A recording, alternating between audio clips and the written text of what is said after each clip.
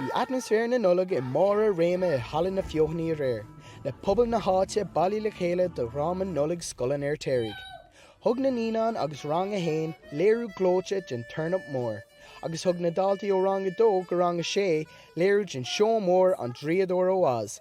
Well, bunas an na hanamh as an phríomhphoirt agus bhí díonach leachta gom. Bunas an na hanamh cleachta chomá.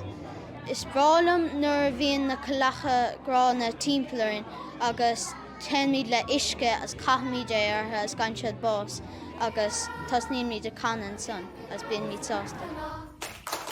Bhí sé an ceannas fearr bhí an fós an just an stáitse na héanóid chomá agan agus just bhí na cleachtaí go thúntaach ar fad. Bhís mar fearr bréagas ní raibh éon chéile gom. Bhí 6 siomhlí, bhí go chaidne gach dola múram ach ar deir fuas iontain is bhí mar le trú go thúntaach. Cha daltaí Scoil an Fheirtéaraigh mí omláin na cleachta do na Drámaí, agus bhain an pobal antainmh as na Drámaí in Nuacht. Conor Nuacht Cúla4, hallan na fiochnaí, cur go dhaoine.